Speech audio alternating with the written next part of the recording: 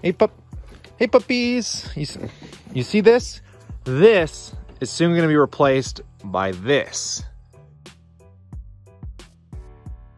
Today, folks, what we're looking at here is a live feed of the current Starlink satellites up there in orbit with thousands of more ready to come online. I am on the edge of my seat dying to beta test this internet, but the reason it's on investors' minds today is thanks to Elon Musk tweeting, we will probably IPO Starlink, but only several years in the future when revenue growth is smooth and predictable. Public market does not like erratic cash flow, and I'm a huge fan of small retail investors, so we'll make sure they get top priority. You can hold me to it, and I will be the first lined up to buy into that public IPO. But we all know Starlink is basically what they're using to fund the mission to Mars. And believe it or not, this is not a new idea. They tried to do this 20 years ago, but it was so cost inefficient that there was just no way of making it profitable. But thanks to Elon, SpaceX bringing dramatically down the cost of spaceflight, it is only now possible to make a profitable infrastructure that I think is truly going to disrupt some of the major telecommunication companies. When we're talking about AT&T, Bell, Rogers, I'm currently on a subsidiary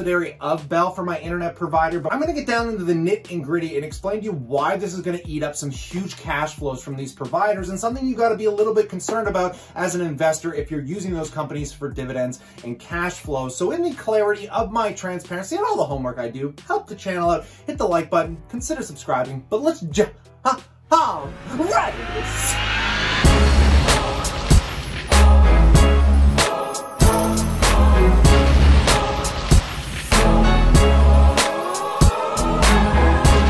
Welcome back, passive income investors alike. So we have a lot to go over here, but currently Starlink is targeting service in the northern US and Canada in 2020, rapidly expanding to near global coverage of the populated world by 2021. Now, here in Canada, they're saying that it's going to launch sometime around November, and I am desperately awaiting it as I'm currently just holding off with the most junkiest internet you could ever get on the world. In fact, I had to switch my phone plan around so I could get more data to stream for you guys because my phone is currently pulling better data than the satellite I have on the side of our wall that you saw out there. But let me just show you actually how bad our speeds are. Now, if you don't understand this, you'll get a better, clear image when I start comparing it to AT&T, Bell, and Rogers. But right now, I ran a speed test, and I'm currently pulling about 12.9 megabits down, and we currently have about 1.3 megabits upload. And we'll come back to this in a second here, folks. But how much is SpaceX actually going to pull? Well, we don't know these exact numbers, but luckily there's been a few leaks and conversations being had. And according to this article coming from CanadaSatellite.ca, it says Starlink's speed in military testing achieved about 620 megabits down. The estimated cost of Starlink constellation is about $10 billion US, and the pizza box sized end user terminal will only cost about $200. Now, that terminal they're talking about is the same terminal that I essentially have on the side of my wall, and that is generally what it costs to actually set up the internet we currently have here, folks. Now, there's not a lot of information coming out. I'm curious to how the infrastructure supports so many people going on the internet, because currently some of you might have experienced internet problems when this pandemic hit because everybody shifted to online, and it caused some disruption because there were so many people overloading the system. A lot of these telecommunication companies actually had to upgrade as much as possible to deal with the demand that they had. And I don't know how that's going to reflect the satellite infrastructure, something to think about, but nonetheless, let's talk about Rogers first here, okay? Because Rogers is currently the cell provider that I'm using, and it's the only way for me to get half-decent internet out here, and I have to use a minimal amount because they charge an arm and a leg to use data off your phone. But currently taking a look at what they're providing, which, by the way, if you live anywhere in a rural area, you have no access to these data plans. They are only for the city infrastructure that currently exists, which is why I have so many problems living out in the woods here. But taking a look at what they currently have available, their lowest end package is about $90 a month. You're getting 75 megabits down and 10 megabits up. And their best possible plan is the Ignite internet, where they're offering a gigabyte of down speeds and 30 megabits of upload speeds for $120 a month. Now, even just comparing that to what I currently have, we're talking about 10s to 100% of better internet, which is just stupid staggering because I'm already paying $90 a month. But heck, let's talk about AT&T really quick, a favorite amongst the dividend investing community out there. They currently are offering speeds, and I don't don't know the exact plans. I'm gonna have to go through this, but the one they have here is $60 a month, and you're gonna get about 100 megabits down, which again is still tenfold better than what I'm getting. What about Bell? Bell is somebody I'm currently with, but again, Bell doesn't offer good internet to rural areas because we all have to use satellites out here. And just taking a look at their current internet packages, they have speeds up to 100 megabits, but if you get on fiber optics, you're looking at about 1.5 gigs down. So fiber optics are about double better than Starlink, and that infrastructure will probably be intact forever because some people just want those super high, awesome speeds. But when we're talking about most of the world in the internet access that currently exists, we all know it is absolutely terrible. The infrastructure absolutely sucks. It gets overloaded. It is overpriced. And only just now switching internet providers, still on the Rogers network, but through Fido, at least they stopped me from getting overage fees, because I think it's the most corrupt thing that these companies literally make you install third-party apps, and sometimes they don't even work, to cut you off if you start going over your data. But there are no other disruptive companies out there except for Starlink to compete with this. I've had a bit of an argument with some investors out there because I've never bought into telecommunication because I just don't understand the infrastructure. It is all based off cell towers. I don't know how 5G affects that, and I definitely don't know how Starlink is going to be affecting their bottom line when it comes to internet service, because I can tell you I will be leaving Bell immediately the second I have the option to. And a lot of people make the joke, you know, back during the gold mining era, you're better off selling the picks and shovels as a business than actually trying to get into the mining industry, because you're guaranteed to make money off the people that want to buy the picks to mine the gold, which is what can be said about American Towers, which is a real estate investment trust that only focuses on basically telecommunication infrastructure. They rent to cell tower service, and their performance has been astronomical compared to the actual telecommunication companies like AT&T. I mean, this company over what? Let's just take the last decade, for example. Going back to 2010 is up a whopping 381%, not including the dividend, and it is outperforming all of the telecommunication providers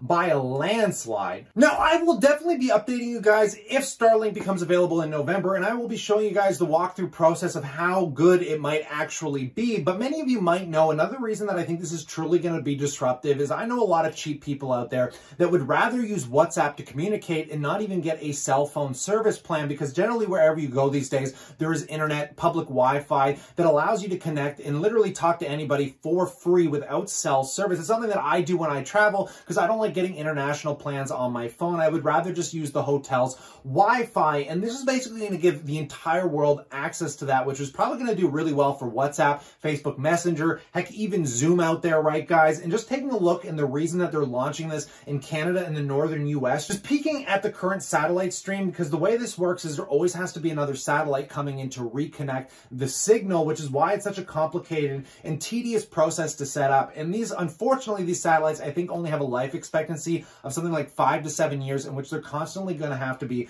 replacing them. But it'll be really interesting to see what the actual numbers are they're going to be charging for this, and then we can kind of get a basis of what this company might be worth. Some people are predicting Starlink is worth somewhere between $50 and $100 billion. Frankly, I think Starlink, I think could hit like 50 billion if they IPO'd it. I'm not joking. I don't think Elon and the SpaceX finance team realize that. But honestly, having this kind of connectivity globally, I think, you know, could be $100+ market cap in and of itself. But the reason that they're offering it just to the northern part of the world first, you can see the constant lineup of satellites right here that are constantly going through Canada that are going to give you that consistent connectivity. But unfortunately, I wish there were more people out there leaking what is going on with this company, like how far advanced are they? Because all I've been able to do is constantly sign up, send in my information. I desperately wanted to be a part of their beta testing, but I mean, I never got an email back. So for all I can do now is sit on my hands. I'm not going to overpay for internet because, again, guys, what most people that live in the city lack an understanding of is if you move out north, you completely lose access to direct line internet, which means there are only third-party providers that actually have been bought up by most of the big companies, but they haven't increased the infrastructure. So we're getting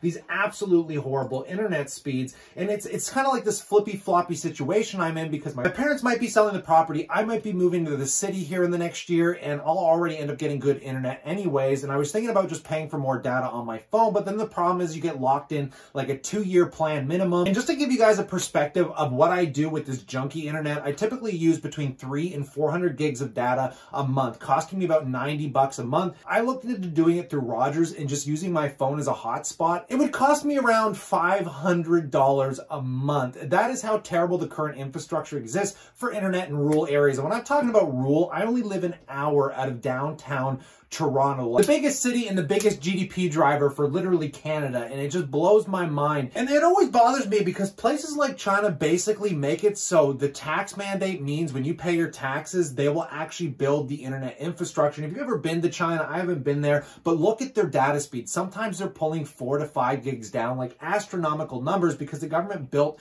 the infrastructure, whereas here we've left it up to private companies, which is already really expensive, really tedious, and really bloody annoying. But do not underestimate what Starlink is doing here, guys. I think it is going to be a major disruptor, costing all of these major providers billions of dollars on their bottom line, and we're going to start finding that out in the next 6 to 12 months. And these are some of the reasons that I have a hard time buying into any telecommunication. Yeah, the yields are attractive. Yeah, the cash flows are stable. But again, what does this say for the current infrastructure of internet? Let me know in the comment section below. I'd love to hear what you have to say, but stay cool, stay awesome, and I look forward to chatting to you tomorrow.